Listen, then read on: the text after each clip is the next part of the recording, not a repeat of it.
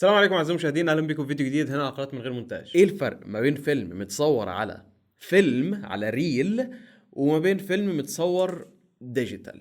دول صورتين تمام لفيلمين مختلفين تمام، واحد متصور ديجيتال وواحد متصور على فيلم. خلينا نتكلم على الطريقه الفيلمين دول اتصوروا بيها. واحد منهم كان متصور على كاميرا كبيره حبتين كده، وكان موجود فوق الكاميرا دي بتاع رمادي كبير وجواه بكره. البكرة دي مربوط فيها الفيلم ستوك. ولما اقول فيلم في كتير من الحاجات اللي انا هقولها في الفيديو ده افهموا، لما يعني في سياق الكلام اللي بنتكلم عليه، لما اقول فيلم انا بتكلم على الشيء ده، على الستوك بتاع الفيلم مهما كان. هو كان ايه؟ كان 16 ملم، كان 35، كان 65 في بعض الاحيان، كان 70. لما اتكلم على فيلم ده اللي انا قصدي عليه. الفن بتاع السينما والفن بتاع التصوير كان بيتم التصوير عليها. انت عندك الشيء الغريب ده اللي موجود عليه سيلفر هالايد اللي جدا جدا حساس للضوء، فانت اول لما تكشفه للضوء وتقفل عليه، هو في اجزاء منه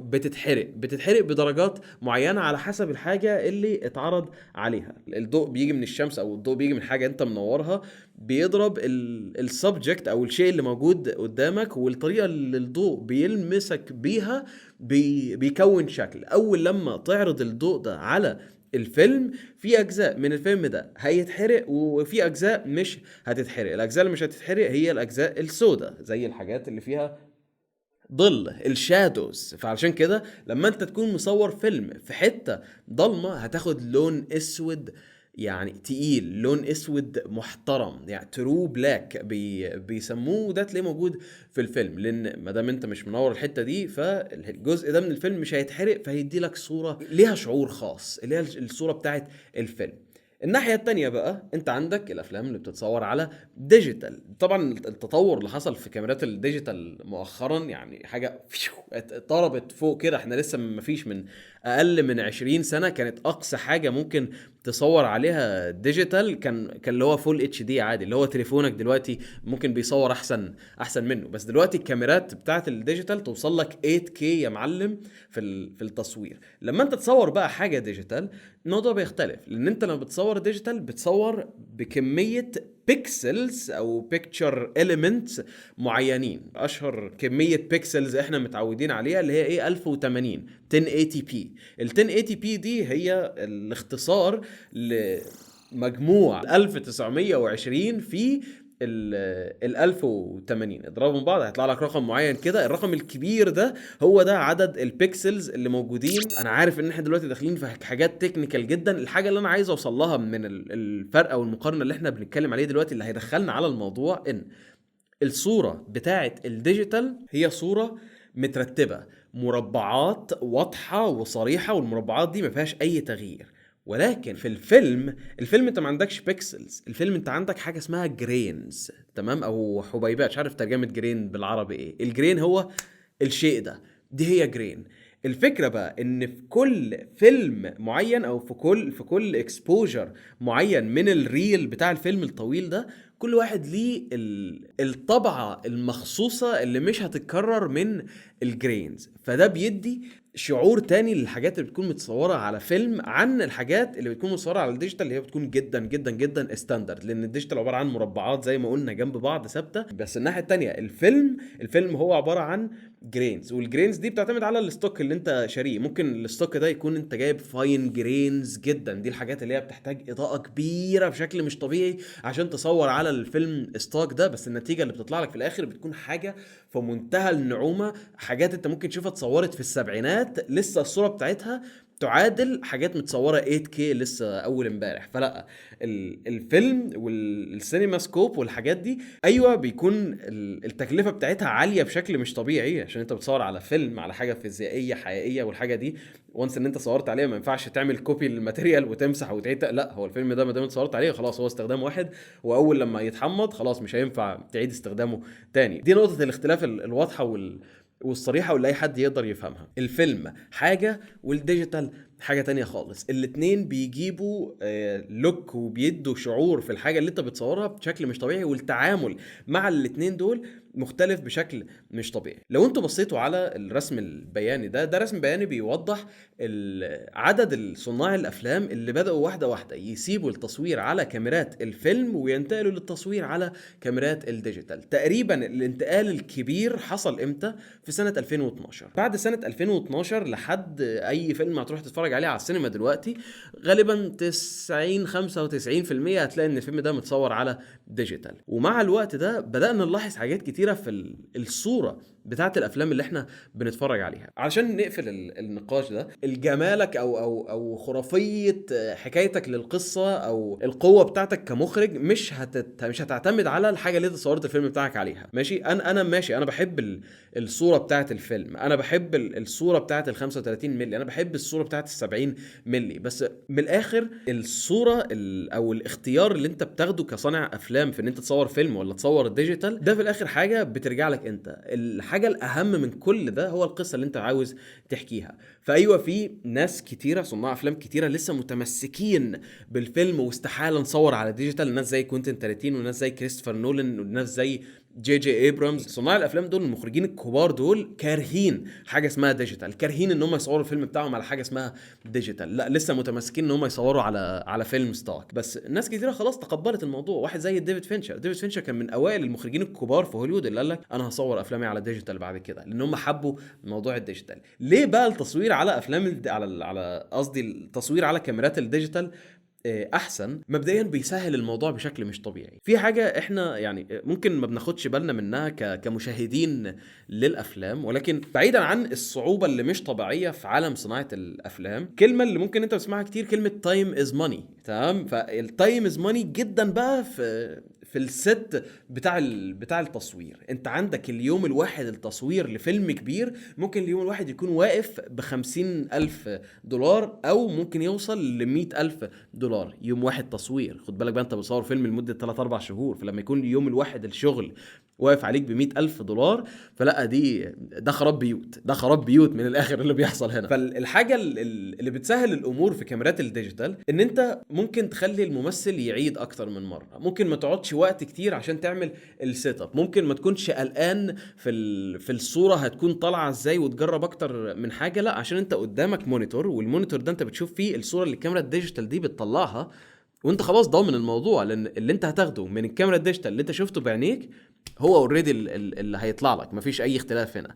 بس من الناحية التانية كاميرات الفيلم انت ما تقدرش تاخد صورة عن الحاجة اللي انت بتصورها هتطلع شكلها عامل ازاي. ايوه، في بعض الادوات اللي بتكون موجودة اللي بتدي لك ريفرنس لشكل الصورة الاخيرة اللي طالعه من كاميرات الفيلم بيكون شكلها عامل ازاي، ولكن عمرها ما تقدر تجيب الصورة الحقيقية للفيلم هيكون شكله عامل ازاي. بل المخرجين بيستخدموا الادوات دي كريفرنس بس للفريمنج بتاع المشهد ده، بس يتاكدوا ان الممثلين قاعدين في مكانهم الصح وان الكاميرا جايبه مكانها الصح. ولما يحطوا عينيهم بيكونوا متاكدين ان هم ظابطين الفريم بالشكل بالتقسيمه اللي هم عاوزينها، الطريقه تحكي القصه. بس شكل الصوره بالالوان بالديبث اوف فيلد بكل الحاجات دي عمرها ما تكون مظبوطه 100% الا لما بعد ما تحمض الفيلم بقى وتقوم واخده وتقعد تمنتج فيه. فده ريسك مش طبيعي، والناس كتير من المنتجين بتوع هوليوود مش عايزين الريسك ده، لان ده فلوس زياده بتدفع. وخد بالك برضو ان انت لما تصور على حاجه ديجيتال، لما تيجي تاخد الماتيريال ده بقى هتاخده ازاي؟ هوب يا معلم، ميموري كارد او هارد ديسك مش عارف مين، انقل على الكمبيوتر، بس خلصنا الموضوع، خلص الحوار كده. انما لما هتصور على فيلم ستوك، يا لهوي، انت بتصور على ريل كامل قد كده، وبعد ما تخلص الريل ده ادخل بالريل اللي بعده، خلصت الريل ده ادخل بالريل اللي بعده، ودي الريلز دي لمكنه كبيره كده، هتقوم حط الريل ده، هيتم اول حاجه هيتحمض، بعد كده هتحط الريل ده على المكنه الكبيره دي اللي هتعمل سكان لكل فريم من الريل، علشان بعد كده تطلع لك سوق موال ابن لذينه، عشان بس تطلع الماتيريال وتبدا بسم الله الرحمن الرحيم تتفرج عليه. فعشان تسكيب الموضوع ده كله تقوم مصور ديجيتال. بس في حاجه بقى احنا لاحظناها، ودلوقتي بقى نجاوب على السؤال اللي غالبا انت سالته لنفسك قبل كده، واللي كريم من استديوهات شد الحبل كان ساله لما جينا استضفناه في حلقه هنا على القناه. لما انت مثلا رحت تتفرج على فيلم ذا باتمان، اخر فيلم باتمان نزل، وحسيت ان الفيلم ضلمه زياده عن اللزوم، انتوا خدتوا بالكم من الموضوع ده؟ او مثلا لو انت اتفرجت على مسلسل هاوس اوف دراجون، او بجد بدون، او سترينجر ثينجز، او اي حاجه اتفرجت عليها في اخر 10 سنين، بتحس الموضوع ده، بتحس ان الصوره مضلمه حبتين، صح؟ طيب دلوقتي انا معاك وبعترف ان ده شيء مش منطقي في الحوار، في كل الحاجات اللي انا اتكلمت عليها دي، ده دلوقتي شيء مش منطقي. ان ازاي دلوقتي بعد ما انت قلت ان تصوير على ديجيتال بيسهل الموضوع، وان المخرج بيكون عنده صورة للحاجة اللي هو بيصورها فعلا هتكون عاملة ازاي والكلام ده، فازاي لما تيجي تتفرج على الافلام اللي كانت متصورة على فيلم، تشوف الفيلم ما شاء الله متنور حلو، الالوان باينة زي الفل، كل حاجة رائعة، كل حاجة تمام، بينما الحاجات اللي متصورة على ديجيتال باحسن تقنيات موجودة هتلاقي ان الالوان باهته، هتلاقي ان مفيش روح موجوده في الالوان دي، هتلاقي ان دايما الصوره مضلمه. ايه السبب؟ ايه السبب ورا ده؟ في اكتر من سبب، وفي منها حوار ان دي رؤيه المخرج، ان المخرج من الاخر هو عاوز كده. بس في اسباب تانية الناس ما بتحطهاش في الاحتساب. المخرج وهو قاعد في يوم التصوير وبيتفرج على المشهد ده، وهو قاعد خلاص انا عايز المشهد ده يكون معمول متنور بالشكل ده، وبيتكلم مع مدير التصوير وانا عايز الشوت ده بالشكل ده، مش عارف مين. المخرج بيكون باصص على الصوره اللي هي زي ما نقول ايه، الصوره اللوج او الصوره الخام. الصوره الخام بين قوسين اللي متاخده من الديجيتال بتكون صوره جدا فلات، حلو جدا جدا جدا فلات. ليه هي بتتصور فلات على ديجيتال؟ بتصور فلات عشان ياخد معلومات كتيره من الصوره، ياخد معلومات كتيره من اكتر حته ضلمه في الصوره الى اكتر حته فيها نور، عشان بعد كده لما يروح يلون يقدر يلعب براحته، ينزل الشادوز، يرفع الهايلايتس او يقلل من الهايلايتس ويرفع من الشادوز، يكون عنده تحكم في الحته دي. علشان يتاكد ان هو هيقدر يوصل للحته دي بعد ما يمنتج، بيكون ماسك مونيتورات معينه كده، مونيتور بيكون موجود عند المخرج، وفي الكاميرا بيكون فيها اعدادات ان هي تدي لك صوره تقريبيه ان بعد الموضوع ده ما يتلون هيكون شكله عامل ازاي. المونيتور المخرج ده بيكون ماسكه، بيكون بالشيء الفلاني، بيكون اقل حاجه ممكن تلاقيه ب $30,000. لا 30,000 دولار شويه كتير، بس يعني عامه المونيتورز بتكون غاليه، والمونيتور ده بيكون بيدي صوره في منتهى الدقه خرافيه بشكل مش طبيعي. خلصنا تصوير الفيلم، نروح بقى دلوقتي عشان نمنتجه. هيقوم رايح بقى ايه، غرفه المونتاج، او اول حاجه غرفه الالوان بقى يا معلم. هنروح بقى عشان نلون الفيلم، غرفه متضلمة، قاعد قدام الشاشة دي $100,000 عشان تدي لك أدق وأكتر حاجة حقيقية للصورة دي، وبيقعد يتفرج وبيقعد يلون وبيقعد يتأكد ان هو وصل لأحسن حاجة خرافية، وبجد خلاص الصورة دي عمرها ما تقدر تكون طالعة بشكل أحسن من كده. الحاجة بقى اللي بتقع ما بين ناس كتيرة، ان ايوه دي الرؤية بتاعت المخرج، وايوه دي الحاجة اللي المخرج عاوز يشوفها، بس جودة الحاجات اللي احنا بنتفرج فيها على الافلام والاعمال دي مش نفس جودة المونيتور اللي هو لون عليه، او نفس جودة المونيتور اللي هو كان ماسكه يوم التصوير، او نفس جودة المونيتور اللي المونتير قاعد يمنتج عليه. لا، انت قاعد تتفرج على الفيلم ده على الموبايل بتاعك، فالموبايل بتاعك مش قادر يستوعب كمية المعلومات اللي جاية من صورة فيها معلومات كتيرة دي. انا بقول لك من دلوقتي، لو انت اتفرجت على فيلم ذا باتمان على شاشة اوليد بنت لذينه 4K، الفيلم بالنسبة لك هيكون فلالس، هيكون بجد من اجمل الحاجات اللي انت اتفرجت عليها. دي هي النقطة، ان الافلام مش معموله، او النوع ده من الافلام الديجيتال اللي بقى يتعمل مؤخرا بقى معمول وانت بتستخدم اعلى تقنيات واحلى تقنيات، فانت بيطلع لك اجمد صوره بالنسبه للتقنيات دي.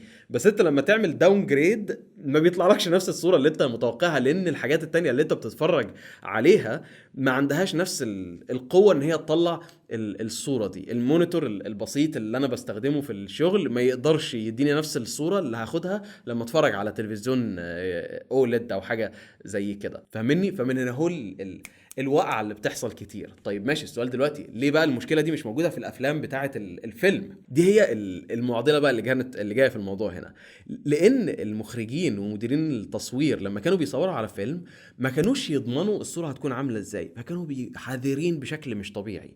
فالمشهد اللي كان ما يستحقش تنوير كتير وهو المفروض مشهد معمول في ضلمه، لا كانوا بينوروه بزياده. ليه؟ لان انت لما تصور على فيلم لو انت منور زياده ماشي، انت ممكن تلحق نفسك وتقوم معدل في الالوان وتنزل الالوان شويه وتعلي من الشادوز، ولكن لو انت منورتش كتير والحاجه اللي انت اخدتها دي كانت مظلمه حبتين، انت ما ينفعش تعمل نفس الحاجه اللي بتتعمل في الديجيتال وترفع من الشادوز عشان تنطق الحاجه. لا، ما دام الحاجه دي اتصورت على فيلم وكانت طالعه مظلمه في الفيلم، خلاص المعلومات دي مش موجوده عندك، المعلومات دي gone forever، عمرك ما تقدر ترجعها، لان في الفيلم ذات نفسه الحاجه اللي النور بيحكس عليها وبيحرق السيلفر هالايت ده، دي ما اتحرقتش، فهتفضل زي ما هي. وبس اعزائي المشاهدين، دي كانت كل حاجه عندي للفيديو ده. انا عارف ان احنا تعمقنا في موضوع، بس اتمنى ان يكون الحوار ده قرب لكم بس صوره ان الترند اللي بقى يحصل مؤخرا. وبرده نفس الموضوع ده نقدر نقوله على الالوان. ليه كتير من الافلام اللي بقينا نشوفها مؤخرا